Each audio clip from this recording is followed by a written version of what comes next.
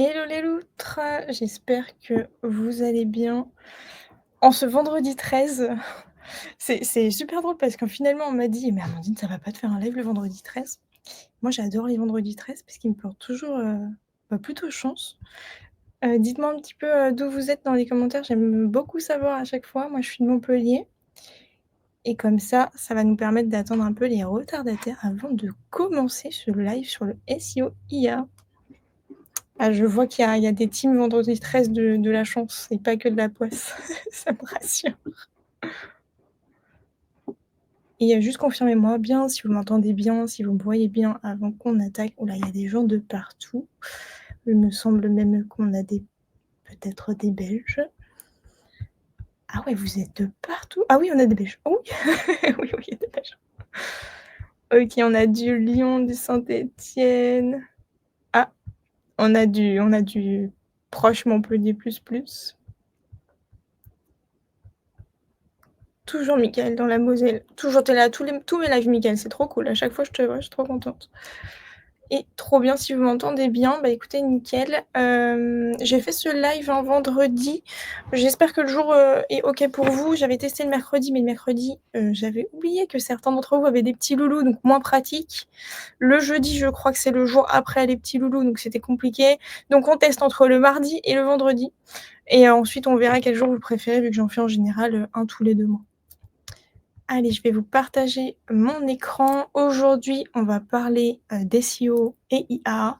Il se passe beaucoup de choses en ce moment. Je me doute que vous avez dû en entendre, mais plein, plein, plein.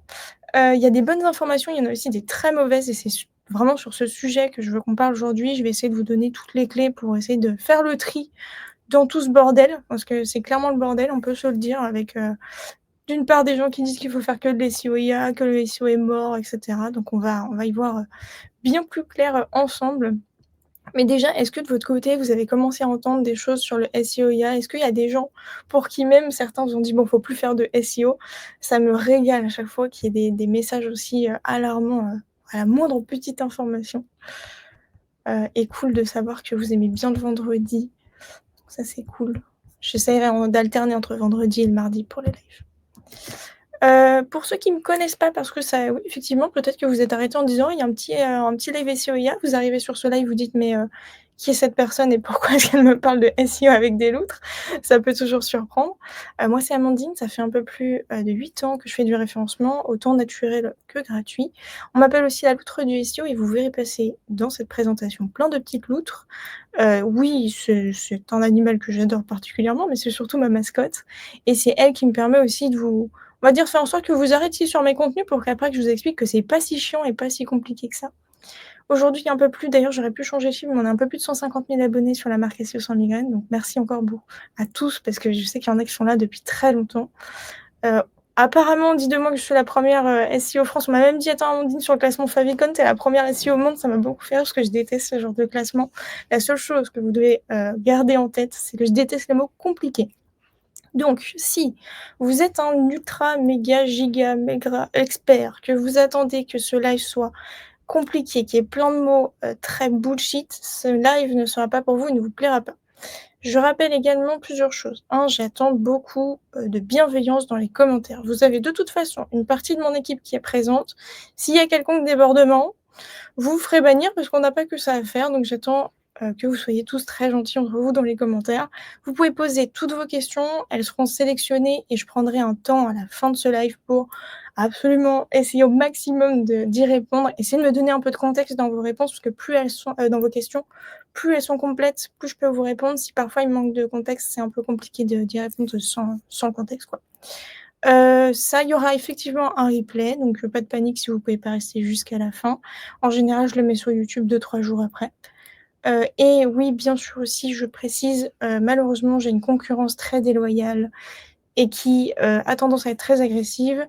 Donc, si vous recevez après ce live des offres promotionnelles qui ne viennent pas déjà de ma part ou de la part de mon équipe, de toute façon, partez du principe qu'en général, moi, je vous prospecte pas, parce que si vous avez besoin de moi, vous savez où me trouver.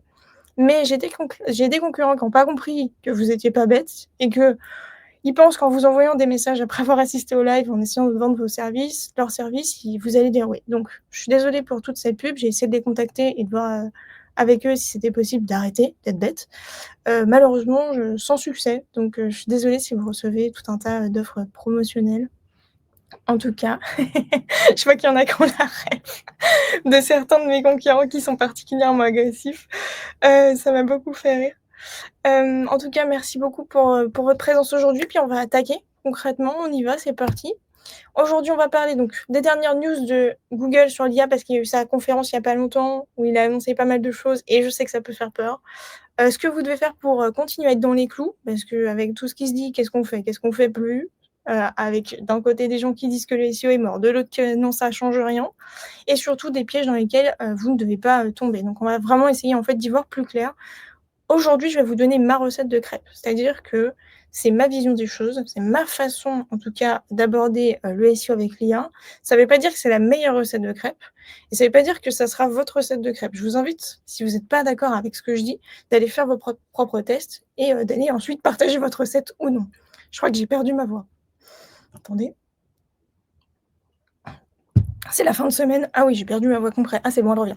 Donc c'est la fin de semaine, apparemment ma voix a décidé de nous quitter. J'espère qu'elle va rester avec nous au moins jusqu'à ce live. On va faire un zoom, sur la dernière conférence, de Google. Donc concrètement, qu'est-ce qui s'est passé? Eh bien, le 20 mai, il a tenu sa grosse conférence dans laquelle, il nous a parlé de comment il allait intégrer pas mal d'intelligence artificielle à l'intérieur de son moteur de recherche. Donc c'est là concrètement que la panique, elle a commencé à arriver pour certains, parce qu'il a annoncé plusieurs fonctionnalités d'IA avec un changement dans sa façon, d'afficher les résultats sur Google. Donc c'est pour ça que là, on a eu le droit à le SEO c'est mort, tout va changer, c'est la catastrophe, faut arrêter et cetera. Mais on va débrief ça. C'est pas parce qu'il y a, de l'IA qui arrive que, il faut, paniquer et tout de suite changer sa stratégie. Pourquoi est-ce que les gens disent que le SEO est mort? Eh bien parce qu'il y en a beaucoup qui pensent qu'en fait les résultats IA vont prendre la majorité de la place, sur la page 1 de Google, laissant donc peu de place au site et donc une mort du SEO. Il y a aussi beaucoup de gens qui pensent que, Google peut supprimer en gros sa page de résultats et laisser en gros une place à une nouvelle interface où ce serait l'IA qui trie nos résultats. En gros, les gens pensent qu'un peu c'est cette page-là aussi qui va disparaître, donc déjà la page où vous allez taper un peu vos mots-clés et la deuxième page, qui pense que que les gens pensent qu'il va disparaître, c'est la page de résultats. Donc là, par exemple, où on peut voir des résultats SEO, c'est là où on chope d'ailleurs le plus de trafic. C'est dans ces cas-là où on peut être position 1 et cetera. Donc c'est un peu ça qui fait peur.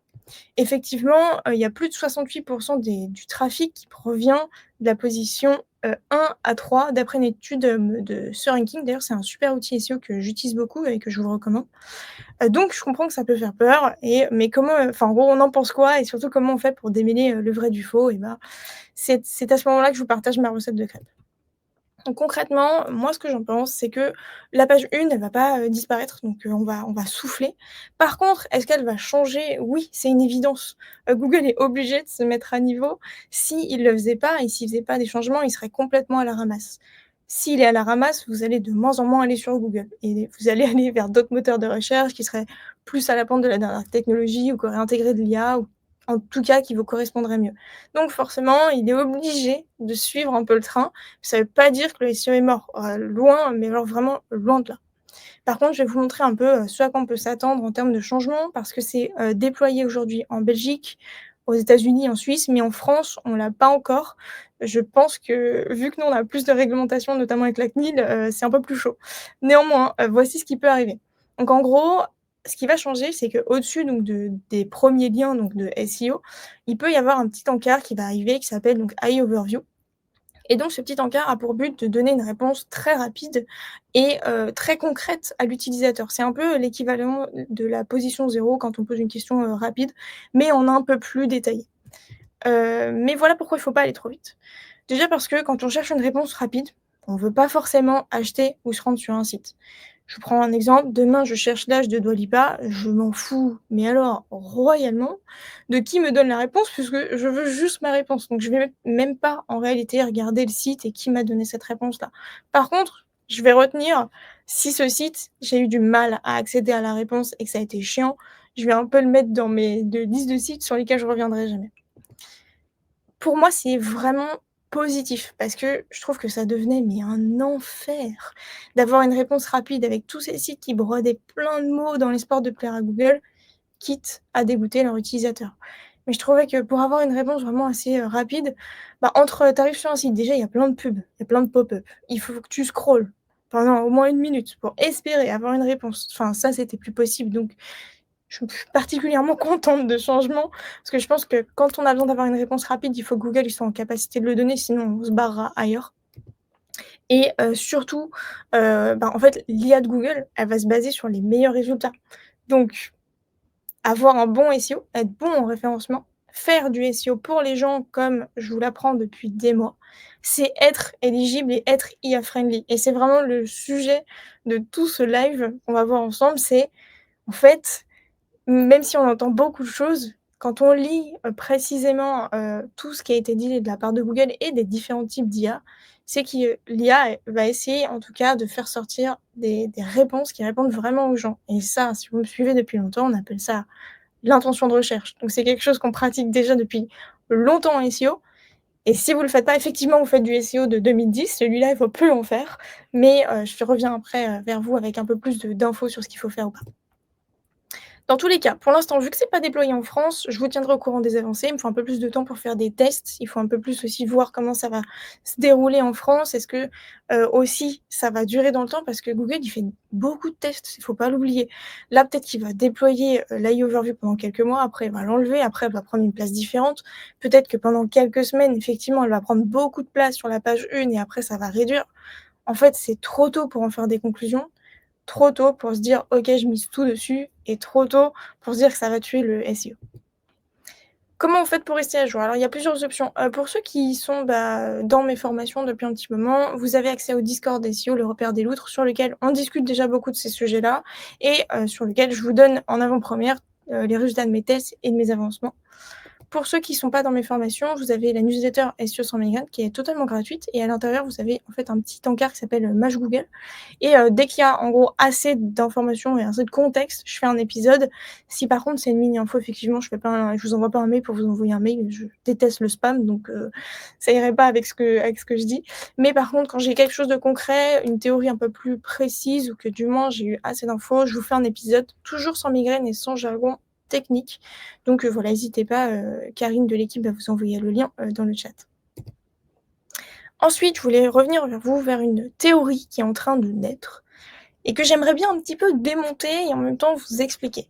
Donc apparemment, il y aurait une nouvelle façon d'écrire pour le référencement qui serait un peu en gros, bah, le l'IA mode, et en gros la théorie de cette enfin en gros la théorie de ce concept-là, c'est qu'en gros, on n'écrit plus comme avant parce que le but, c'est qu'en gros Google récupère des passages pour nous afficher donc dans AI Overview, donc le fameux encart, dont je vous parlais il y a quelques minutes qui serait au-dessus, des résultats, de recherche.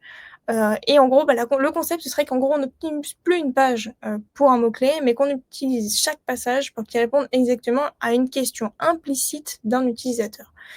Alors, ce qui me dérange beaucoup dans ce concept, c'est que, aujourd'hui, faire du SEO en disant: «J'écris pour les moteurs de recherche et uniquement pour me positionner sur un mot-clé», c'est un SEO qui ne fonctionne plus depuis déjà très longtemps et plusieurs mois, voire presque plusieurs années et ça fait longtemps qu'il y a ce concept d'intention de recherche, donc on écrit une page avant tout pour sa cible. On va écrire un article de blog pour répondre à une question, à une problématique. Donc pour moi, tous les gens qui disent que c'est un nouveau concept, c'est je trouve ça faux puisqu'en fait, c'est déjà là depuis longtemps.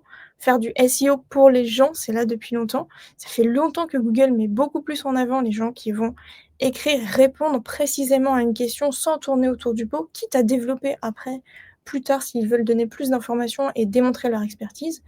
Mais ça fait longtemps qu'on n'écrit plus juste pour se placer sur un mot-clé, donc j'ai un peu du mal avec cette théorie, mais je voulais quand même l'aborder parce que j'ai reçu moi énormément de mails en me disant: «Ça y est, la nouvelle technique, pour écrire sur, et être positionné sur, Google et sur l'IA est sortie».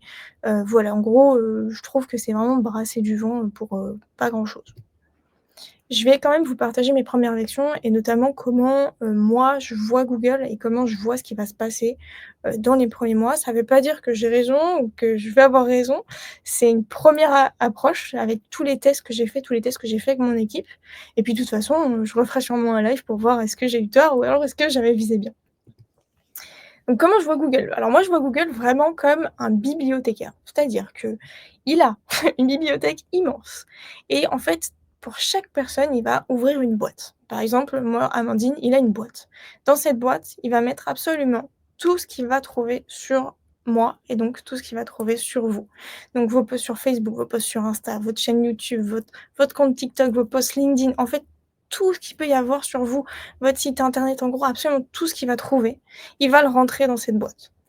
Plus cette boîte elle est fournie, plus il a des infos sur vous et donc plus il peut comprendre qui vous êtes, en quoi vous êtes expert et surtout est-ce que vous pouvez l'aider à répondre de quelconque façon à un mot-clé ou alors plutôt à une question, d'un utilisateur. Parce que c'est vrai que maintenant les gens tapent moins, juste un mot-clé, tapent plutôt quand même une question ou alors un mot-clé un peu plus long. Et du coup, bah, plus il a d'infos sur vous, plus vous serez susceptible d'être, bah, dans la bonne boîte et du coup, d'être la boîte qui va être choisie pour qu'il envoie le trafic, vers chez vous. On pourrait aussi voir Google comme ça. En fait, moi, je le vois aussi comme un inspecteur qui va vous scruter et qui va analyser absolument tout ce que vous faites. Voir si vous êtes cohérent ou pas. Voir si vous dites comme expert, est-ce que vous l'êtes vraiment? Voir, en gros, est-ce qu'en dehors de votre site et de vos propres, en gros, de votre propre terrain de jeu, il y a d'autres gens qui parlent de vous? Et ça va lui permettre de savoir s'il peut vous faire confiance ou pas et à quel point vous êtes, en gros, dans son classement, the top expert. Ce qu'il faut retenir, c'est que, voilà, pour moi, il faut vraiment, considérer Google comme un maniaque du rangement et que pour chaque personne, il va sortir une boîte. Et qu'une fois que vous avez compris ce système de boîte, vous allez comprendre qu'en fait, tout est référencement et notamment, moi, je voulais vous parler de comment le personal branding, donc le fait de construire sa marque personnelle, ça booste vraiment votre SEO et moi, j'ai eu le cas parce que vu que je fais beaucoup de personal branding, que je bosse beaucoup ma marque personnelle, en fait, j'ai vu à quel point ça m'avait donné une longueur d'avance assez monstrueuse sur les moteurs de recherche, qu'importe IA ou qu'importe Google ou qu'importe TikTok ou Instagram et donc je voulais absolument vous en parler. Quand Google, regarde dans ma boîte, il va trouver plusieurs choses. Il va trouver mon site, SEO sans migraine, qui est bien travaillé, avec un SEO qui est humain avant tout, avant d'être, pour les moteurs de recherche. Ensuite, il va voir ma newsletter avec plein d'abonnés où je publie assez régulièrement, donc je suis toujours d'actualité. Il va voir mon Instagram avec plein d'abonnés aussi et ça va le rassurer. Il va se dire: «OK, il y a des gens qui la suivent ici, mais il y a aussi des gens qui la suivent ici, elle a un site qui est bien travaillé» et ensuite il va voir mon LinkedIn avec encore plus d'abonnés. Il va se dire: «OK, mais en fait là, je crois que je fais face à quelqu'un qui, du moins, semble être expert dans son domaine». En fait, chaque petite info qu'il va trouver sur vous, ça va être un élément de rassurance pour lui. Parce que dans tout ce bordel qu'est l'internet, avec tout ce nombre de sites internet, il faut que lui il trie. Donc il lui faut bien des critères pour savoir, bah, vers qui il va se tourner et donc il va aller gratter, bah, sur les réseaux sociaux, enfin en gros tout ce qu'il trouve, dans votre boîte. Pourquoi le personal branding ça booste le SEO? Bah, tout simplement ça vient renforcer en fait votre SEO pour plusieurs raisons. Parce que un, ça renforce ma confiance auprès de Google, ça montre que j'ai une certaine autorité, une certaine notoriété. Je suis suivie, donc je suis reconnue, donc les gens me font confiance. Alors Google va avoir tendance à me faire un peu plus confiance aussi et ça me permet d'obtenir des gros backlinks. Donc il y a des gens qui parlent de moi, qui font des liens vers moi parce qu'à chaque fois que je passe, dans un événement, un podcast, une conférence, là j'obtiens un lien. Donc si j'obtiens un lien, j'obtiens des gens qui parlent de moi, qui sont dans plusieurs thématiques. Imaginons demain, là je fais un gros festival, c'est qui la bosse la semaine prochaine, ils ont fait un lien vers mon site. Google, il arrive à se dire: «OK, ça c'est un gros festival quand même. OK, ça c'est un gros média» et il fait un lien vers Amandine. Ah! Je crois qu'Amandine, elle commence à être experte plus plus et c'est comme ça que ça fonctionne. Donc c'est aussi pour ça que bosser votre marque personnelle, ça va booster votre SEO. Donc il y a pas à choisir parce qu'on me pose souvent la question: «Est-ce que je dois choisir entre le SEO ou les réseaux sociaux?» Est-ce que, en gros, aujourd'hui, juste les réseaux sociaux suffisent et il y a plus besoin de site internet? Bah, je suis d'accord avec aucun de ces 2 choix parce que pour moi, il faut choisir les 2. Parce que les 2 vont énormément vous apporter et s'apporter ensemble. Parce qu'en fait, bosser vos réseaux sociaux, ça va construire votre marque personnelle, donc ça va booster votre référencement et bosser votre référencement et votre site, ça va crédibiliser, énormément ce que vous faites parce qu'il y a de plus en plus de gens qui sont méfiants, suite, toutes les arnaques qu'il peut y avoir autour de l'influence et des gens qui ont beaucoup d'abonnés. Le fait d'avoir un site internet, d'être hyper réglo, d'être carré, d'être positionné sur des mots-clés, en fait, ça vient nourrir une confiance globale et c'est ça que je veux que vous reteniez, c'est qu'en gros, il y a pas à choisir entre réseaux sociaux et site internet. Par contre, que la place du personal branding va monter de plus en plus dans l'algo de Google et que plus vous allez prendre le temps de bosser sur votre marque, plus ça va vous aider pour votre référencement. Donc oui, un personal branding travaillé fort, ça va prendre une grosse avance en SEO et encore plus dans les mois à venir. Ça, c'est, quelque chose dont je suis quasi 100 convaincue. J'ai il y a pas les docs de Google qui l'affirment, mais en tout cas, dans tous les tests et dans ce que je vois pour mon propre site et à quel point je me positionne rapidement sur des mots-clés alors que j'avais pas vraiment encore bossé ce mot-clé-là, mais juste parce que, à côté, j'avais fait un super post LinkedIn, un super post Insta et cetera, ça m'a boosté. Je vous invite à bosser votre marque personnelle, plus, plus, plus. Est-ce que vous aviez déjà imaginé que bosser sur votre marque personnelle, ça pourrait, booster votre SEO? Ça, c'est une question que je me posais. Est-ce que, pour vous, à un moment donné, vous vous êtes dit: «OK, en fait, mes réseaux sociaux, ils peuvent booster mon référencement» ou est-ce que, au contraire, vous aviez déjà senti un peu le truc, quoi? Le personal branding passe forcément par l'humain, quand on a une marque, on doit se montrer forcément. Je trouve que c'est un sujet intéressant, j'y répondrai un peu plus précisément à la fin, mais il y a pas forcément besoin de se montrer pour faire du personal branding. Quand on parle de marque personnelle, c'est plus ton accroche, ça va être comment tu présentes les choses. Tu vois, par exemple, dans ma newsletter, je me montre pas forcément, mais les gens me reconnaissent par mon style d'écriture, ma façon d'amener les choses, les mots, enfin, en gros, la marque, les couleurs, la loutre, enfin, il y a pas besoin forcément de montrer sa tête si on n'est pas, à l'aise. Mais en tout cas, c'est intéressant qu'il y ait des gens qu'il y a beaucoup de oui, en mode: «Oui, oui, oui» et il y a aussi des non en mode: «Ah, je l'avais pas vu venir celle-là». Donc ça, c'est très cool. En tout cas, c'est cool qu'à un moment donné, vous compreniez qu'il y a pas que que pour booster votre SEO, en fait, tout doit être, cohérent partout. Vos réseaux sociaux doivent être cohérents avec ce que vous mettez sur votre site et inversement. La bonne nouvelle aussi, c'est que je pense qu'avec tout ce qui se passe, on en a fini avec les brodeurs et moi, mais quel bonheur! Parce qu'en fait, Google, il va chercher à avoir de la véracité. Donc la véracité dans les écrits, dans tous les articles qu'on va avoir, dans toutes les pages, mais il va aussi chercher à avoir de la valeur. Donc on en a, je pense, fini avec les gens qui nous pondent des articles et des pages chiantes à souhait et qui sont mais moi ça me qu'est-ce que ça me rendait dingue. Je tapais un mot-clé, je voulais vraiment m'informer sur un sujet et je suis tombée sur vraiment brodé, l'art de dire beaucoup de mots pour rien dire, quoi.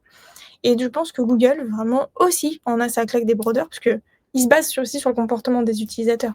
Si vous arrivez sur un site, vous cliquez, vous commencez à lire, ça vous saoule, vous vous barrez, Google le capte, le prend en compte et je pense qu'il y a eu une vague avec, en plus, beaucoup de rédactions par l'IA abusive un peu partout, ce qui fait que tu sens déjà quand c'est un contenu qui a été rédigé par l'IA et tu pas envie de lire de l'IA, tu as envie de lire des humains. C'est pour ça qu'à un moment donné, tu vas chercher un peu plus loin.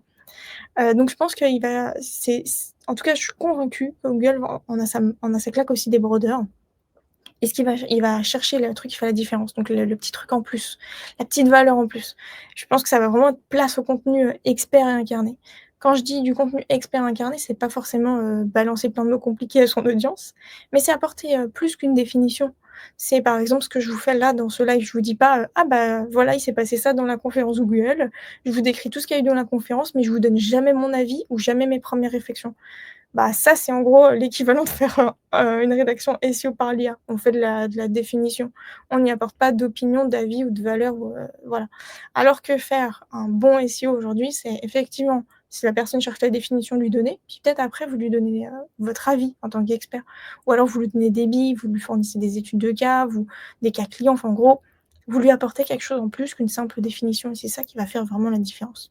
Parce que Google cherche le contenu expert, le contenu unique et le contenu qu'on a envie de lire.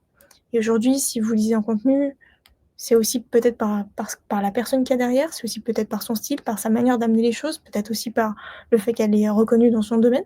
Donc, si vous-même vous cherchez ça chez les autres, vous devez l'apporter à vos lecteurs. C'est vraiment ça que j'essaye d'amener, et que j'essaye de faire comprendre. L'IA, en tout cas, n'est pas encore en capacité, de faire sur la rédaction, encore une fois, de mon point de vue.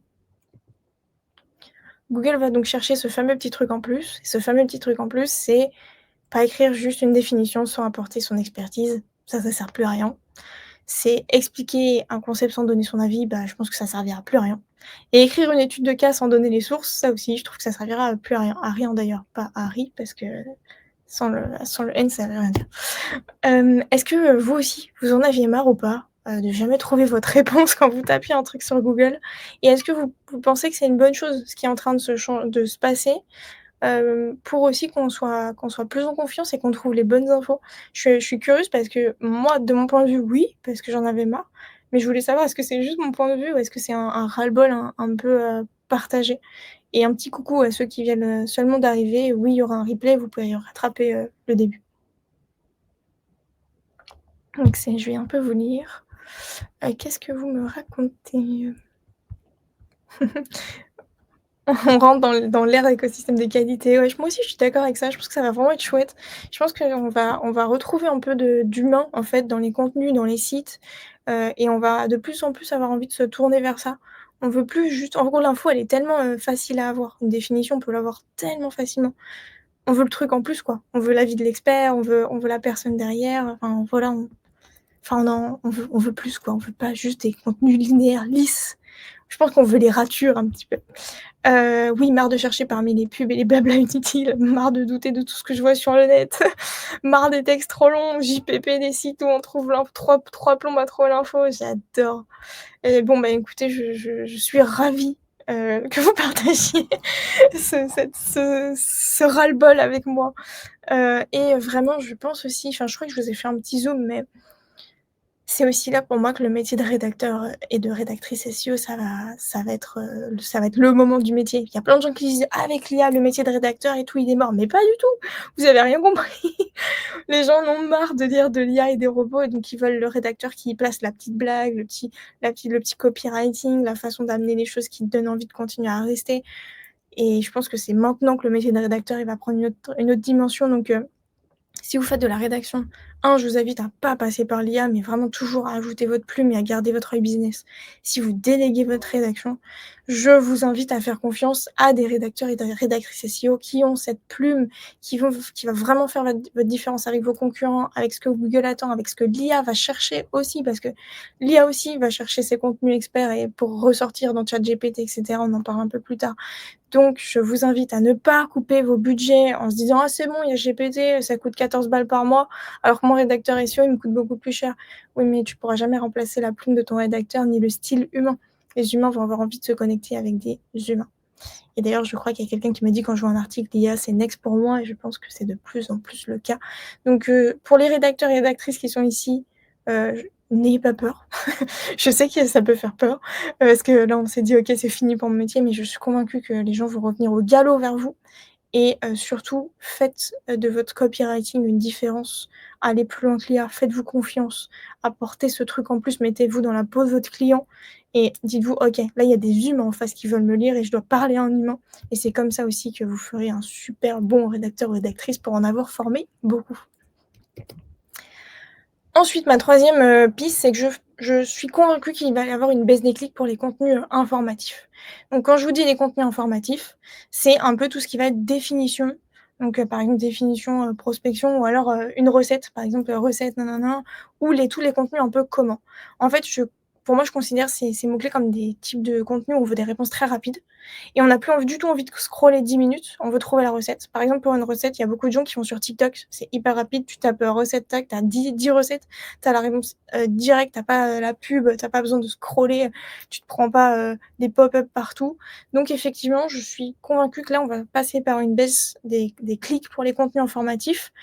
Donc n'ayez pas peur si vous voyez que sur votre blog, sur les articles un peu comment et cetera, qui sont très lisses et juste de la définition, il y a des baisses des clics. Par contre, c'est l'occasion pour vous d'aller les retravailler et voir si vous pouvez transformer un comment un peu basique en un comment un peu expert. C'est-à-dire plutôt que de dire, comment, faire de la prospection et juste dire: «Bah, voilà, la prospection, c'est ça, vous pouvez faire ça, ça, ça». Bah, là, vous ajoutez, «Moi, dans ma boîte, je fais de la prospection et voilà comment je fais. Je passe par tel outil, ensuite je fais ça». En gros, ajouter une patte en plus, et ça vous aidera à retrouver, je pense, cette baisse de clics, cette baisse de trafic. Ça reste, des pistes que j'ai parce que par tout ce que je vois, vu que j'ai accès à énormément de Google Search Console, de tous mes clients, j'arrive à faire des croisements de données avec l'équipe, et on a vu que sur les contenus informatifs, il y a une baisse déjà en cours, et il y a une montée en puissance des contenus, plus experts et plus aussi intention, business, transactionnel, quoi. Donc voilà, n'ayez pas peur, je pense que c'est normal qu'on passe par là. Le temps que Google aussi trouve son juste équilibre et trouve un moyen d'afficher, des réponses rapides sans pour autant démonter, les sites internet, qui font du contenu chez lui. Parce qu'il y a enfin, je rebondis aussi là-dessus, mais il y a aucun monde où Google veut tuer le SEO parce que, bah, il a besoin de nous pour que son moteur de recherche fonctionne. Donc partant de là, ça me fait rire à chaque fois que les gens disent que le SEO est mort. En tout cas, je pense qu'on veut plus taper dans Google pour obtenir une définition et une réponse rapide et dans ce cas-là, on va sûrement se tourner vers ChatGPT ou d'autres IA ou TikTok. Enfin, en gros, on va aller droit au but. Donc, partez du principe que les contenus que vous allez faire sur votre site ou sur votre blog, il faut que ce soit plus que ça parce que, les gens attendent plus que ça maintenant. Voilà et après je vous avais dit que j'étais personnellement convaincue que voilà, les gens allaient se tourner vers TikTok pour des réponses rapides et cetera. On verra si j'ai raison ou si je me loutre, rendez-vous sûrement dans quelques mois, pour un live, débrief sur ces premières pistes.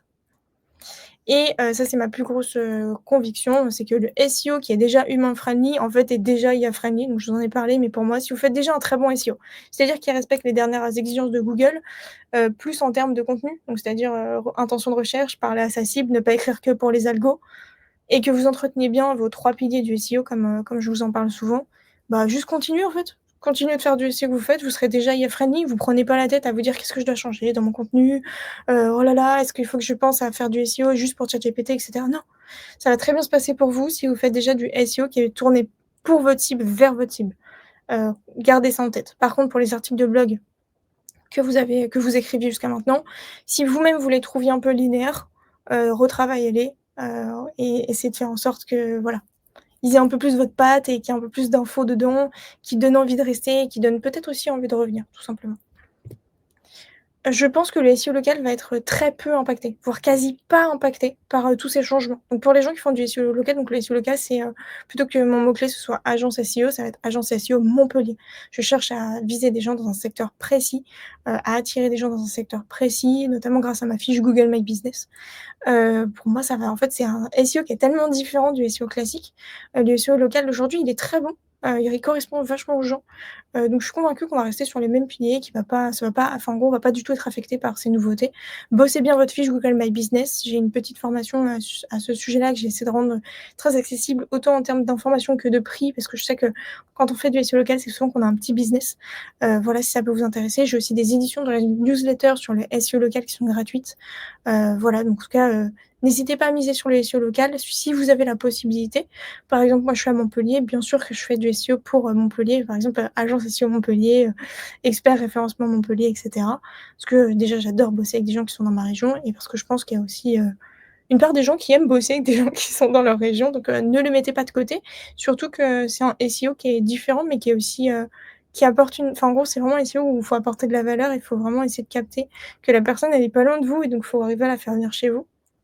En tout cas, sera très peu impactée, je suppose, enfin, je suis convaincue par, tous ces trucs IA touchent plutôt le gros SEO que le SEO local. Encore une fois, on verra si je me trompe, hein.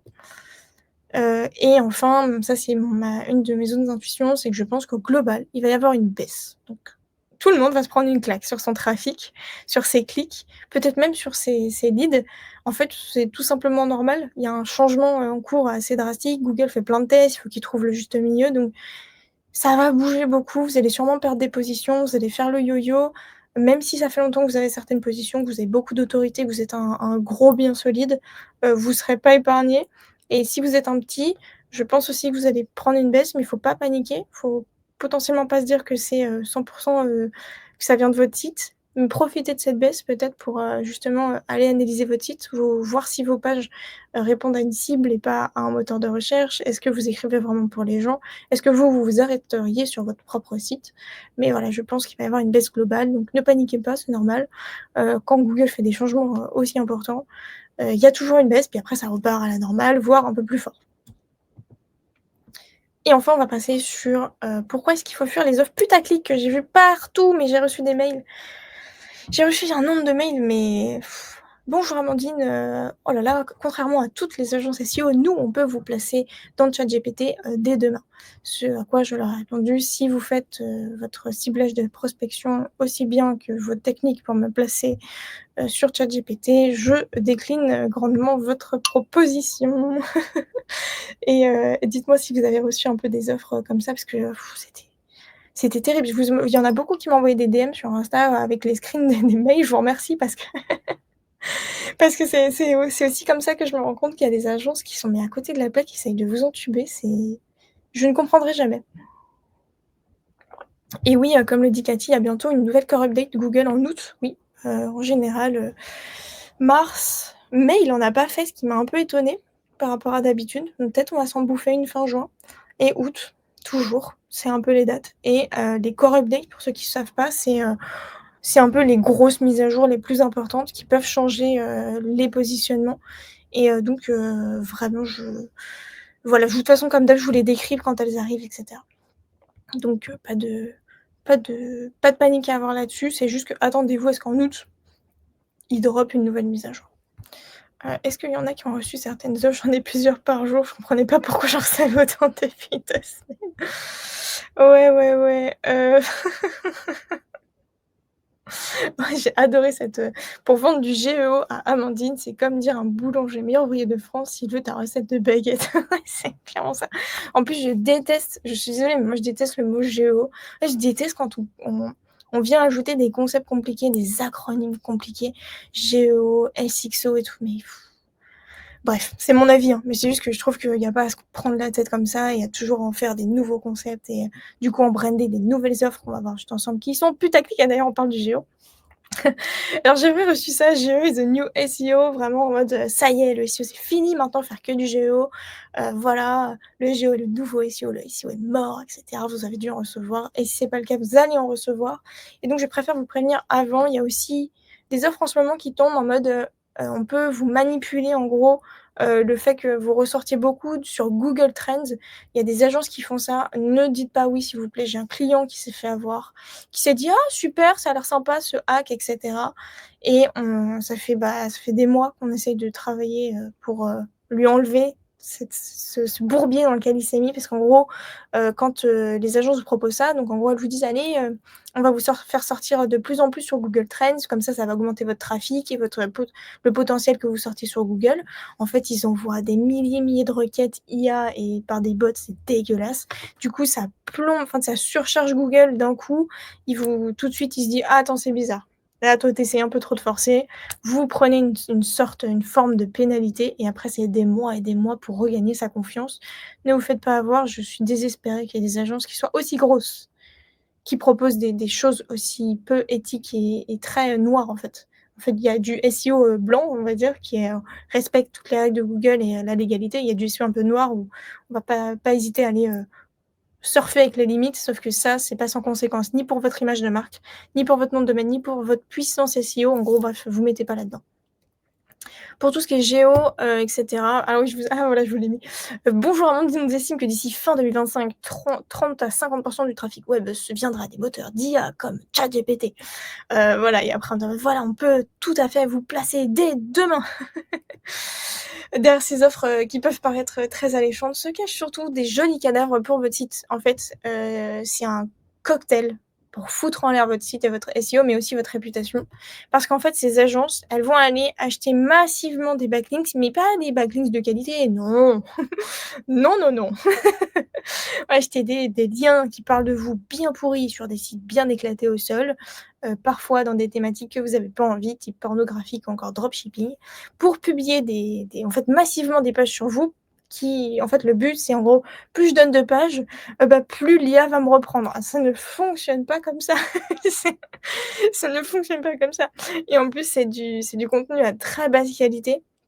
Bref, c'est le cocktail de tout ce qu'il faut pas faire ou le cocktail de ce qu'il faut faire pour, être blacklisté par Google.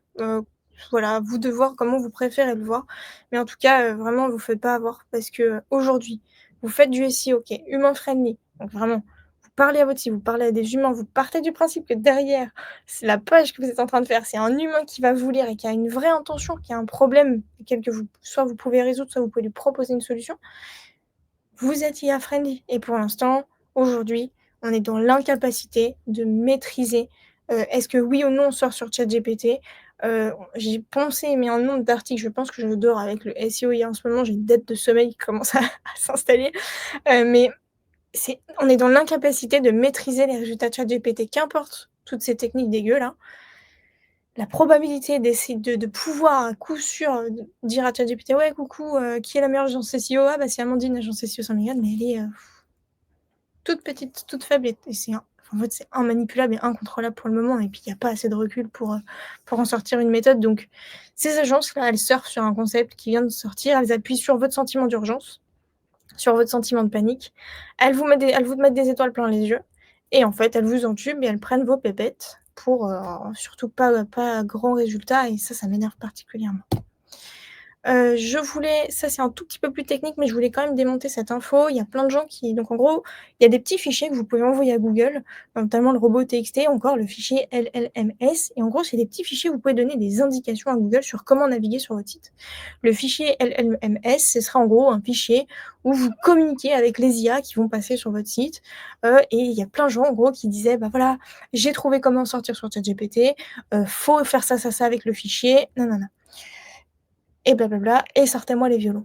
Aujourd'hui, le fichier, enfin ce fameux fichier, il est reconnu par aucun acteur du secteur officiellement. Donc ni Google, ni OpenAI et cetera, personne a annoncé prendre en charge ce fichier-là. Donc quand je vois des contenus où des gens assurent à 3000 en vous vendant une offre bien chère, en disant: «Mais si, si, il faut faire ça et vous sortirez demain», je trouve ça terriblement malhonnête et terriblement faux. Pour le moment, c'est pas pris en charge. Donc on peut pas, commencer à faire des plans comme ça, sur la comète. Et oui, et avant de passer à la suite, parce que là, la prochaine chose dont je vais vous parler, c'est est-ce qu'on peut faire du SEO dans ChatGPT? À quel point on peut, sortir dans ChatGPT et cetera. Mais avant ça, je dois vous parler d'un outil qu'on a développé en interne, avec l'équipe qui s'appelle Rédiger sans migraine, qui est donc un assistant pour votre rédaction SEO, mais qui ne rédige pas pour vous. C'est un outil, que j'avais dans la tête moi depuis, des années. Mais on a mis énormément de temps en fait à faire l'algorithme pour que, vous puissiez avoir ces fameux conseils. Donc en gros, l'outil c'est simple, vous arrivez sur l'outil, vous tapez votre mot-clé et vous allez avoir le robot loutre qui va vous donner plein de conseils sur comment rédiger votre contenu, que ce soit une page, un article ou une fiche produit et pour essayer justement d'être, sortir sur Google, mais aussi d'être humain friendly et en fait, cet algorithme-là, il nous a mis, 2 ans en interne à être développé, enfin, parce qu'on a bossé, on a bossé, on a bossé dessus, on a cogité, voilà, ça nous a demandé, beaucoup de travail et surtout, c'est un algorithme qu'on a créé nous-mêmes donc il y a pas d'IA dedans, on l'a pas acheté à quelqu'un, on l'a fait nous et donc c'est pour ça qu'aujourd'hui, déjà on a besoin, de se faire connaître parce que c'est toujours difficile de faire connaître un nouvel outil de SEO. On a besoin de retours, on a besoin de feedback, on a besoin que vous l'utilisiez s'il vous plaît. On a besoin de savoir si on va dans la bonne direction parce qu'on y a mis beaucoup d'énergie et surtout, c'est un outil que vous pouvez tester, gratuitement. En gros, on va vous aider à trouver les mots-clés à mettre dans votre contenu. Et donc, si vous posiez la question: «Mais où est-ce que je place mes mots-clés? Pourquoi? Comment?» le robot loutre va vous, guider. Il va vous aussi vous donner des conseils de rédaction personnalisés par rapport à votre mot-clé. Et on va aussi vous sortir, les questions les plus posées par votre site pour vous aider encore plus à faire du SEO, human friendly. On vous sort l'intention de recherche pour que vous sachiez clairement que là, si vous vous positionnez par exemple sur agence SEO Montpellier, est-ce que les gens ils cherchent à s'informer ou est-ce que les gens ils cherchent plutôt vraiment à trouver un partenaire? On vous donne aussi pas mal de petites, il y a pas mal de petites fonctionnalités comme en gros s'assurer que vous faites pas de cannibalisation SEO. La cannibalisation, c'est qu'en gros vous avez 2 pages qui ciblent trop proches les mêmes mots-clés qui vont se cannibaliser entre elles. Donc en gros vous faites de l'autoconcurrence et le risque c'est que Google n'arrive pas à choisir entre les 2 pages et n'en choisisse aucune. Donc en gros vous êtes, votre propre ennemi dans ce cas-là. On vous fait des suggestions de liens internes parce que ça avait été, un sujet qui avait été une source de migraine pour vous. Je sais que c'est toujours difficile de savoir quel lien on doit mettre dans son article, et les liens internes, ils ont un vrai, enjeu, pour Google, pour le SEO.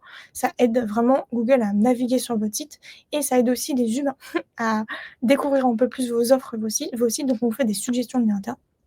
Et enfin, pour répondre à votre dernière migraine, on a sorti il y a pas longtemps, la feature qui s'appelle les mots-clés en gras automatique. En gros, vous appuyez sur un petit bouton magique et le Roboloot va placer les mots-clés en gras au bon endroit. Parce que je sais que c'est toujours un débat, mais les mots-clés en gras, ils servent pas pour, la lisibilité, ni pour mettre en avant quelque chose. Ils servent vraiment pour dire à Google: «Hey, ce mot-clé-là, il est important, je suis en train de te faire comprendre que mon article ou que ma page, elle parle de ça».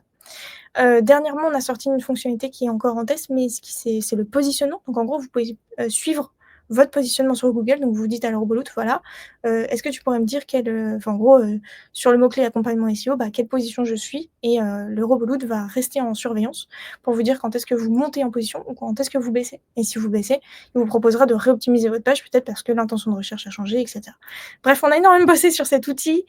Vous allez pouvoir voir aussi le volume, donc est-ce que votre mot-clé il est recherché ou pas? Parce que c'est toujours mieux d'écrire quand il y a de la demande. On vous sort aussi, à quel point il y a déjà de la concurrence, donc est-ce que c'est compliqué de vous positionner ou pas? Si c'est compliqué, on vous donnera des conseils associés à ce niveau de à quel point c'est compliqué, d'intention de recherche et cetera. Et ensuite vous pouvez juste vous laisser guider à fond en fait par la loutre qui va, tout simplement vous aider.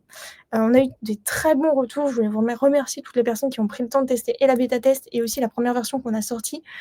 Ça nous a fait mais tellement de enfin vraiment tellement de beaux mockers parce qu'on a tellement travaillé. On est une petite équipe, hein, on est 7 personnes, mais on est principalement 2 sur ce projet, donc c'est moi et Ryan, le développeur. Donc on bosse, majoritairement qu'à 2 sur ce projet-là.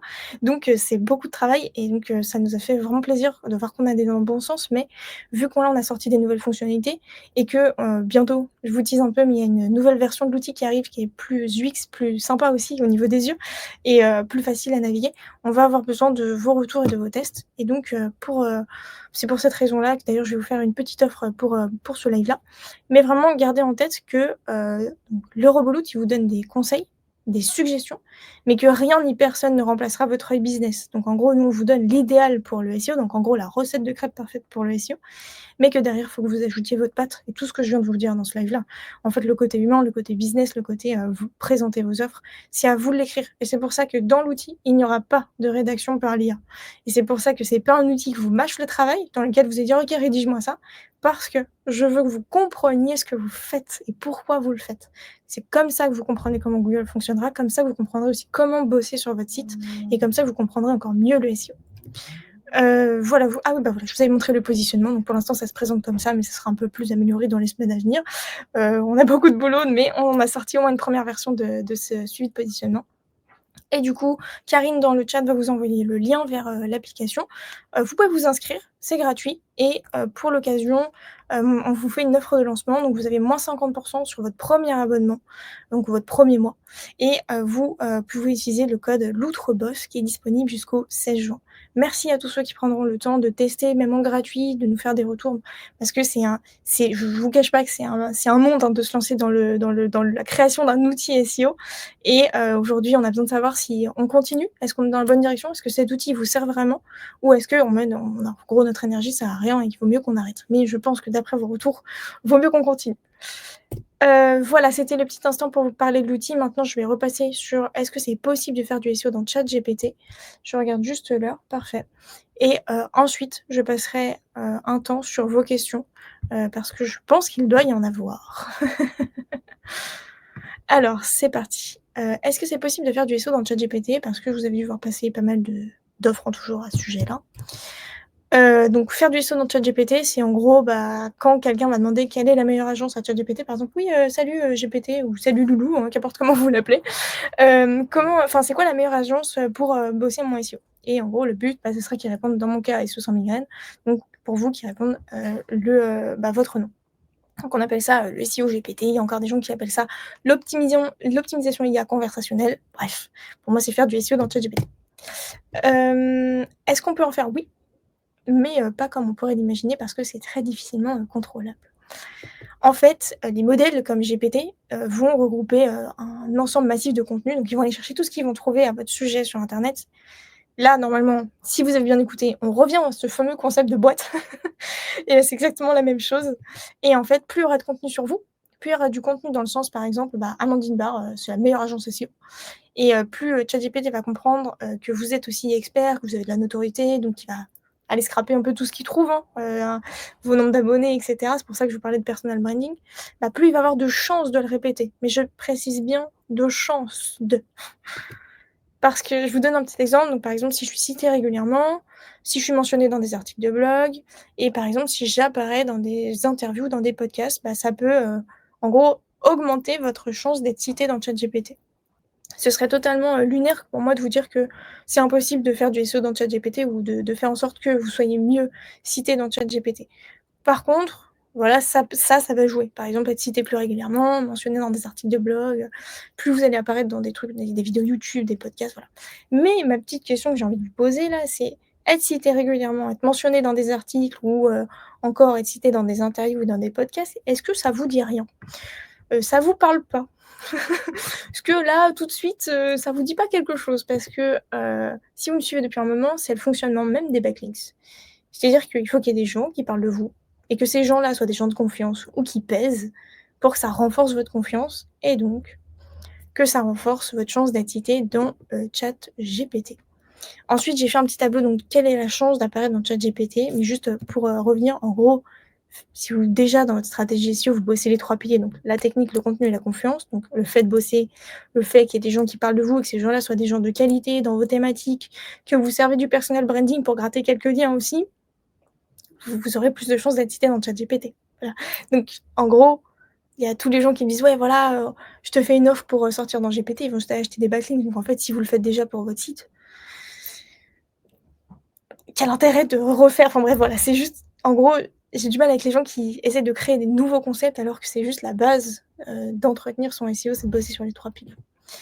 Quelle est la chance d'apparaître dans ChatGPT? Bah, en gros, ça va dépendre de plusieurs choses, donc la qualité sémantique du passage. Donc en gros, est-ce que votre page, elle est de manière, enfin, en gros, est-ce qu'elle est bien rédigée? Est-ce que vous avez placé les bons mots-clés au bon endroit? Mais aussi, est-ce qu'elle est agréable à lire?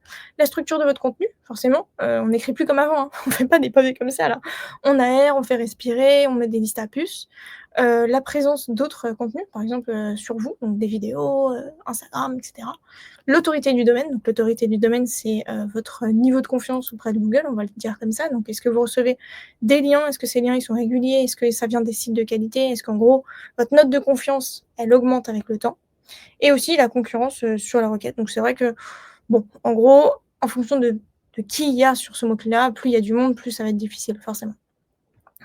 Dans tous les cas, tous ces critères-là, en fait, c'est simplement le tout ce que je viens de vous raconter. Donc en gros, vous faites un bon SEO, vous bossez sur vos 3 piliers et vous serez IA friendly et vous aurez de la chance de, sortir dans ChatGPT. Est-ce qu'on doit tout miser sur cette stratégie? En gros, faire du SEO que pour ChatGPT? Concrètement, non, parce que, ce serait vous mettre des balles dans le pied pour plusieurs raisons. Aujourd'hui, c'est incontrôlable. Aujourd'hui, il vaut mieux que vous travaillez bien votre SEO et que vous faites un SEO quali, humain, friendly, qui bosse sur les 3 piliers et que du coup, ça vous rende IA friendly et ChatGPT friendly, plutôt que de vous dire: «J'arrête tout ce que je fais en SEO et je me concentre que sur GPT». On ne sait pas comment ça va changer, on ne sait pas comment ça va être régulé et surtout, il y a de plus en plus de gens aussi qui commencent à être méfiants des IA, des sources qui sont citées et du fait que s'il y a des gens qui arrivent à le manipuler, est-ce que les gens vont vraiment continuer à faire confiance, aveuglément? Moi, je pense plutôt que les gens f double check toujours après une réponse, surtout sur des questions, importantes et que ça va être régulé aussi dans le temps. On ne sait pas si la structure, de comment ChatGPT est fait va pas, drastiquement changer dans les mois à venir. Donc tout miser sur GPT et le SEO IA et se dire: «OK, let's go, je fais plus de SEO», je vous le recommande pas. Par contre, faire du SEO humain et du coup qui sera par conséquent IA friendly et qui donc bosse déjà pour vous, en gros, s'il y a une opportunité, vous en profiterez déjà. Là, c'est un énorme oui. Merci à tous, j'espère que ça a été clair. J'espère que je vous en ai pas, je vous ai pas foutu la migraine et bah, je vais aller voir vos petites questions. Je pense qu'il y en a je me doutais, hein, que sur ce que sur ce format, il y aurait de la question. Alors, c'est parti, c'est parti. J'aime beaucoup quand les questions commencent par: «Ça me gonfle», là déjà ça me moi ça m'attire l'œil. Alors j'ai une question qui franchement me gonfle. SEO en mode mots-clés vs intention de recherche. Je voudrais qu'on me réponde un jour. L'intention de recherche est-elle en train de bouffer nos mots-clés? Alors nos intentions sont-elles en train de devenir nos mots-clés? Alors si je vais essayer de de bien comprendre ta question. Pour toi, il y a une différence entre mots-clés et intention de recherche et tu penses et tu as peur qu'en gros à terme, l'intention de recherche remplace les mots-clés. Pour moi, c'est un peu différent. C'est plus que derrière chaque mot que les gens vont taper, il y a une intention et si tu te cales pas avec cette intention-là, bah, les mots enfin, en gros, tu vas répondre à côté de la plaque. Par exemple, demain, moi, je cherche, quelle est la peluche loutre la plus douce et que, tu me mets une fiche produit d'une je sais pas, d'une peluche loutre qui est hyper rugueuse ou qui est hyper, je sais pas, hyper, pas enfin, en tout cas, qui donne pas du tout envie. Encore une fois, je sais pas, par exemple, je tape, quelle est la peluche loutre idéale pour mon bébé et que tu me mets une peluche loutre géante, tu vois, avec plein de plastique, donc hyper dangereux pour mon bébé, bah, tu es à côté de la plaque. Parce que tu as pas compris que ma problématique, c'était potentiellement que je cherchais d'avoir une peluche que je pouvais donner à mon enfant. Donc il va falloir plutôt penser comme ça. En gros, c'est pas intention de recherche vs mot-clé. C'est derrière chaque mot-clé, quelle est l'intention? Mais hésite pas à me repréciser ta question si je l'ai mal comprise. Tu penses que les articles longs de plus de 1000 mots vont être mieux valorisés versus les contenus qui sont bourrés de mots-clés et illisibles? En fait, pour moi, en SEO, il y a pas de règle de mots. Il y a ce truc de, plus le contenu est long, plus, ça va bien se positionner. Bah, pas du tout. Encore une fois, je vais revenir à l'intention de recherche. Heu, Derrière le mot-clé que la personne ou la question que la personne a tapée, quel est qu'est-ce qu'elle attend? Si elle attend une réponse rapide, ne lui ponds pas 1000 mots, hein. Ça va pas t'aider. Ça va pas t'aider puisque Google va capter que tu as été à côté de la plaque. Par contre, dans tous les cas, un contenu, même s'il est trop long, qui est mieux écrit qu'un contenu qui est, rempli de bourré de mots-clés, qui est lisible, oui, enfin, privilégiera celui qui donne plus envie. Mais, je pense que celui qui pourrait gagner, c'est par exemple celui qui fait que 300 mots ou 500 mots, mais qui est hyper précis, qui répond hyper bien à l'intention de recherche et du coup qui va là te dépasser. Mmh, mmh, mmh. Je fouine dans vos questions, c'est qu'il y en a beaucoup. Les backlinks présents sur nos réseaux sociaux sont-ils un do follow? Bah, en fait, ça, je t'invite à regarder parce que des fois oui, des fois non. Donc il faut toujours, checker, dans ton code HTML si tu vois un petit no follow. Je pense qu'en majorité, ils sont quand même en no follow, mais parfois moi j'avais été surprise d'avoir eu des do follow de certains endroits. Je m'étais dit: «Ah ouais, celui-là, il en met en do follow, OK, cool». Pour ceux qui savent pas, do follow, on dit en gros, le petit mot quand en gros, moi, Amandine, je fais un lien vers un autre site, imaginons vers le site, de Morgane, et je mets la balise do follow, donc je dis à Google: «Oui, c'est bon, je lui fais confiance, donc tu peux, en gros, lui transférer un peu de ma confiance». Si néanmoins je mets la balise no follow sur mon lien, en gros, je lui dis: «Bah, j'envoie vers ce lien-là, mais par contre, le prends pas trop en compte parce que, je suis pas sûre, quoi». Alors, j'ai une question peut-être hors sujet. Certaines personnes affirment qu'en 2025, il n'est plus nécessaire d'avoir un site internet pour vendre son produit, son service. Qu'en penses-tu? Je pense y avoir répondu tout à l'heure, mais pour moi, les gens qui disent que le site internet est mort, sont gravement à côté de la plaque, puisque en fait, un site internet va avoir un autre rôle. Il va avoir le rôle de rassurance. Entre, un influenceur, je vais prendre le cas, qui a beaucoup d'abonnés et donc qui, sur le papier, n'aurait pas besoin d'un site internet pour vendre, et un influenceur qui a beaucoup d'abonnés, qui est quali et qui en plus a un site internet très carré. Ah bah là, le rôle du site internet, c'est de faire, rôle de réassurance et montrer que voilà, derrière, c'est pas juste un compte Instagram, c'est pas juste des abonnés. Aujourd'hui, les abonnés, ça peut s'acheter. Il y a beaucoup d'influenceurs qui arnaquent, il y a beaucoup de gens qui ont des abonnés, mais on sait pas ce qui a été fait derrière pour les atteindre. Un site internet qui est bien travaillé, qui sort sur des mots-clés, on sait que c'est du taf. Et un site internet quali, même juste en termes de visuel et de discours, ça rassure. Donc pour moi, il faut les 2 en fait, faut pas choisir. Alors, je regarde, vous en aviez des questions? Qui du nombre de mots vs pas brodé pour être synthétique? Bah, je pense avoir répondu, mais pareil pour moi, en fait, le nombre de mots se définit en fonction de l'intention de recherche et il faut pas confondre l'inverse. D'ailleurs, c'est pour ça que sur l'outil qu'on a fait rédiger sans migraine, on vous conseille sur le nombre de mots, on se base sur intention de recherche. Qu'est-ce qu'ont fait vos concurrents qui sont super bien positionnés? Parce que s'ils sont super bien positionnés, bah, c'est qu'ils ont capté plutôt bien l'intention de recherche, donc leur nombre de mots peut servir de valeur pour démarrer. Le alors alors, après c'est quand même très difficile pour une petite entreprise d'être capable de produire du contenu quali multicanal, Insta, Facebook, YouTube, site internet, newsletter, blog. Oui, alors ça mais alors là oui, 1000 fois, mais 1000 fois, bien sûr. On va plus partir du principe que, donc imaginons que ton site internet, c'est vraiment ton site internet pour vendre. Il est possible qu'une fois que tes pages soient faites, tu as pas besoin de les mettre à jour tous les jours. C'est d'ailleurs même, une forte probabilité que peut-être tu écris un article de blog par mois, parce que c'est déjà un très bon rythme. Est-ce qu'à côté, juste, tu as pris le temps, de créer ton compte Instagram? Tu sais, juste pour bloquer le nom. Est-ce que tu as créé ton compte Facebook? Est-ce que tu as créé ta chaîne YouTube? La newsletter, je trouve que c'est un bonus, mais si tu as déjà un blog, tu vois, pas obligé d'avoir les 2. Je te donne mon cas, moi j'ai une newsletter qui est très entretenue, j'ai un blog qui est pas super bien entretenu parce que j'ai préféré faire le choix d'avoir une newsletter très actualisée avec beaucoup d'épisodes et en plus que Google prend énormément en compte, plutôt que de me tuer sur un rythme que je pourrais pas tenir. Donc et puis il y a pas potentiellement pas besoin non plus d'être sur tous les canaux.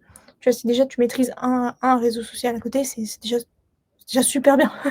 Dis-toi juste que Google il essaye simplement d'y voir clair et de savoir sur qui il peut faire confiance, donc plus il peut mettre des choses dans ta boîte, mieux ce sera. Mais par contre, je te rejoins sur le fait qu'il faut produire du contenu à la hauteur de ce que tu peux faire et c'est vraiment là que le SEO humain, intention de recherche, va pouvoir toi aussi te démarquer.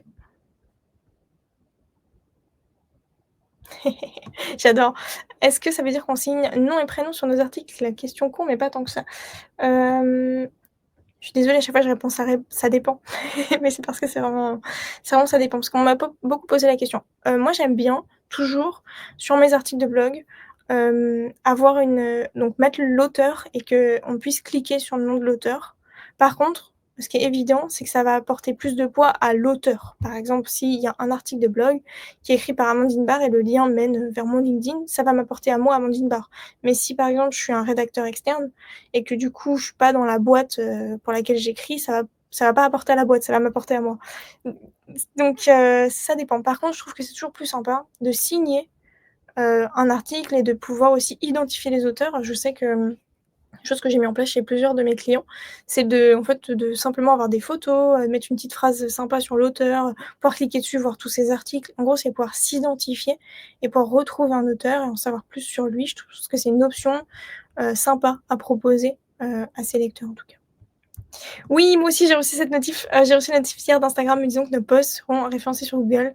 Donc clairement stratégie SEO plus réseaux sociaux, surtout que, d'ailleurs j'ai une formation qui s'appelle la formation 360 SEO qui porte bien son nom, dans laquelle je vous explique comment faire du SEO sur, autre que Google. Donc LinkedIn, Instagram, TikTok, Airbnb, YouTube, tout ce qui a une barre de recherche pour ceux qui ont envie d'aller très loin, en tout cas en SEO. J'ai ma formation qui est disponible, je vais laisser Karine, envoyer le lien. Mais je pense que la place du SEO Instagram va prendre, de plus en plus de place. Alors, on a une petite question de Shirley. Coucou Shirley, ça me fait plaisir de te voir ici. On a beaucoup travaillé ensemble. Est-ce qu'il faut suffisamment intéresser dans une réponse générée par Gemini pour que la personne ait envie de cliquer et visiter le lien du site? Bah, je sais que toi, tu es en Belgique, Shirley, donc tu as déjà accès à AI Overview. Tu as déjà accès à tout ça, donc tu sais déjà à quoi ça ressemble et concrètement comment ça se matérialise. Donc on va dire que pour l'instant, tant que je n'ai pas reçu moi cet accès, je ne répondrai pas, mais je ferai un live bien sûr, dans lequel on décryptera comment ça se matérialise. Je suis curieuse de voir, je pense qu'il va y avoir une différence entre Belgique et Suisse par rapport aux règles de CNIL et cetera, mais heu, affaire à suivre. On a Jean-André qui nous dit que j'ai un blog de bricolage pour informer et donner la marche à suivre. Impossible d'avoir une réponse rapide pour certaines requêtes. Alors oui, je me doute bien qu'on ne peut pas toujours répondre rapidement, mais en même temps, est-ce que tes mots-clés, derrière, tu vois, par exemple, demain je mets, je sais pas, comment réparer mon portail, de jardin. Je sais bien que ça va pas me prendre 2 minutes. Donc mon intention, c'est que je cherche quelqu'un qui va me donner un contenu qui est long et qui m'apporte une réponse. Donc dans ton cas là, pas trop de problématiques sur une réponse longue, vu que l'intention, de la personne, c'est pas d'avoir une réponse rapide. Qu'est-ce qu'on a? À quelle fréquence penses-tu qu'il faut publier du contenu de qualité pour se voir obtenir des résultats significatifs? Meilleure position de mots-clés. Tout dépend déjà 1 de la qualité du contenu que tu publies, mais en général, moi j'aime bien dire qu'il faut au minimum, 2 à 4 articles, ou pages mises à jour, création de pages, par mois. En fait, un petit 1 par semaine, même si c'est pas de la création, 1 fois par semaine, vous passez sur une de vos pages, vous allez rajouter du contenu, améliorer une page ou alors vous prenez le temps d'écrire un article de blog. Enfin, mais au moins, en gros, montrer à Google que vous êtes toujours d'actu, que vous êtes là, qu'il se passe des choses sur votre site et que vous êtes pas aux oubliettes, quoi.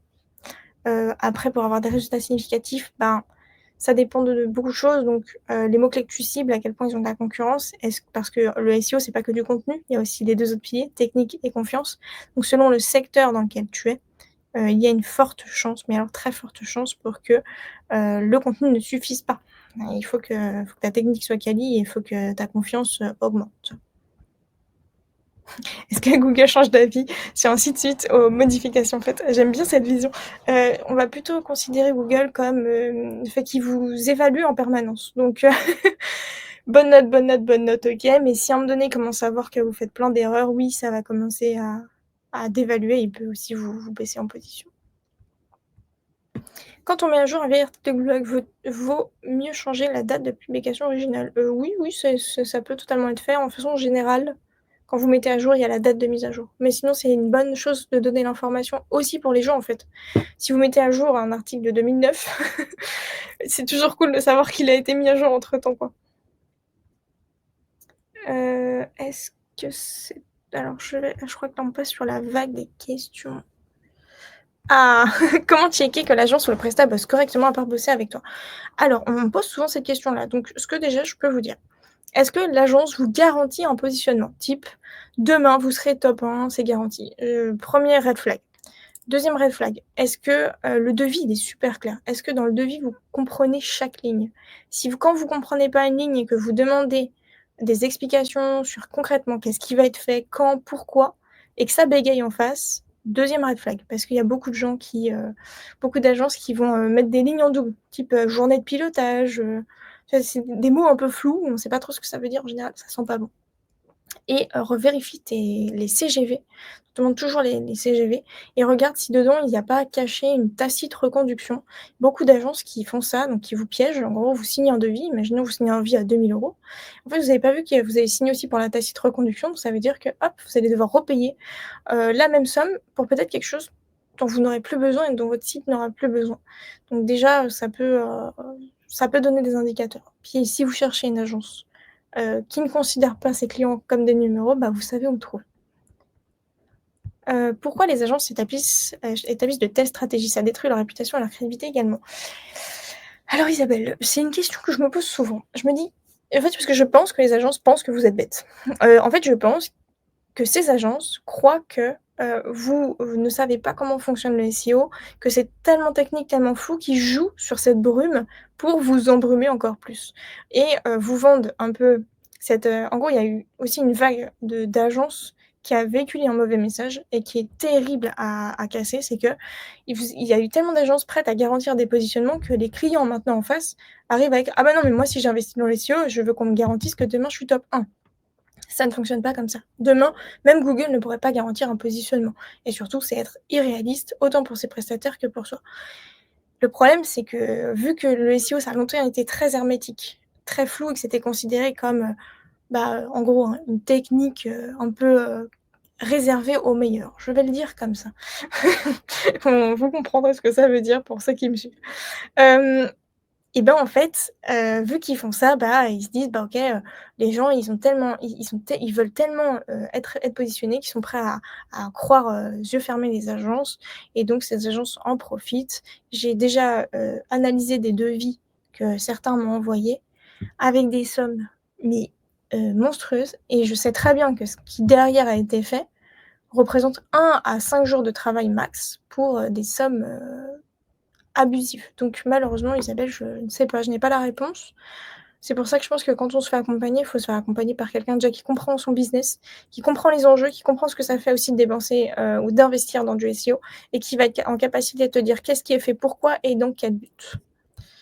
Hem, qu'est-ce que alors, ah oui, on a des petites questions sur l'outil. C'est combien par mois l'abonnement à l'outil? Alors, il y a 2 options. Soit effectivement, il y a un abonnement. Donc déjà, tous les mois, vous avez une rédaction gratuite. Ça va pas bouger. En gros, vous pouvez chaque mois venir faire votre rédaction, on laisse l'outil accessible aussi pour que vous puissiez le tester. Si vous voulez passer un peu plus qu'une rédaction par mois, soit effectivement vous pouvez passer sur un abonnement qui démarre à partir, je crois, de 14,99 €, soit vous aimez pas les abonnements, ce que je comprends totalement et vous pouvez acheter en fait des rédactions, par pack. Donc en gros, vous achetez un pack de 20 rédactions que vous pourrez utiliser, quand vous voulez puisqu'elles n'expirent pas quand elles sont, achetées à l'unité. En gros, on a essayé de faire l'outil le plus, sans migraine possible. Donc vous l'utilisez quand vous en avez besoin et et vous payez ce que vous avez aussi, besoin. C'était vraiment le juste milieu. À quelle adresse mail c'est pertinent de faire un retour opérationnel sur l'outil? Bah, en fait, sur l'outil, il y a une petite bulle en bas, à droite, avec, donc c'est pas un chatbot, en fait, c'est vraiment nous. Chaque fois, il y a des gens qui nous envoient des messages comme si, c'était une IA qui répondait, mais non, non, c'est bien nous. Donc tu peux et tout simplement envoyer ton retour là-dessus. Sinon, on a une adresse qui s'appelle support@su-sans-migraine.fr. Est-ce que le netlinking est mort? Donc pour ceux qui connaissent pas le mot, le netlinking, c'est le fait de faire des liens, donc c'est le pilier confiance. Non, le pilier confiance est pas mort, il peut prendre de plus en plus de place. Par contre, est-ce que, faire des liens de manière dégueulasse comme, ça a toujours été le cas? Oui, il faut maintenant faire des liens qui font du sens, beaucoup de sens. Pour ceux qui ont envie de bosser sur ce sujet-là, j'ai ma formation 360 SEO où je vous forme sur le pilier confiance parce que, on en dit des choses, on en dit des choses. D'ailleurs, ça répond à la question, je crois que j'ai vu combien de backlinks acheter et cetera. Je peux pas répondre comme ça dépend d'énormément de votre site et donc je vous invite plutôt à vous former sur ce sujet-là avec 360 SEO. Hello Amandine, selon toi, y a-t-il des microdonnées particulières à intégrer sur son site pour faire de l'IA chatting? Je pense que tout ce qui est un peu, liste à puces, aussi, tu vois, éléments de réassurance, preuve que tu es un expert, tu vois? En gros, le séduire par bien des façons. Alors, donc ça, j'y ai répondu. Je suis désolée, je viens de sortir la question, mais en fait, j'ai déjà répondu. Aïe, aïe, aïe, je vais en décevoir plus d'un. Peut-on faire du SEO avec un site créé sur Wix? Alors, vous connaissez, je pense, mon avis sur Wix.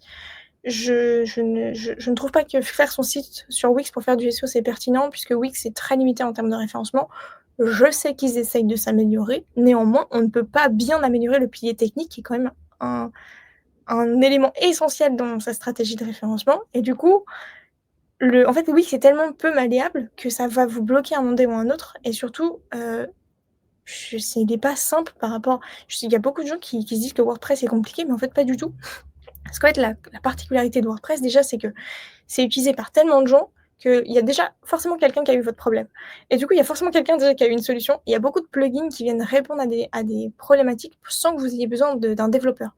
Des fois, selon comment on est bloqué sur Wix, il faut forcément sortir le portefeuille. Je vais en sortir encore quelques-unes, dans tous les cas, ce que je fais après mes lives, c'est que je regarde tout ce qui m'a été dit dans le chat, un peu plus tard dans l'après-midi. S'il y a vraiment des questions que je trouve très pertinentes, je les note pour en faire des éditions newsletter, donc hésitez pas. Je vais en prendre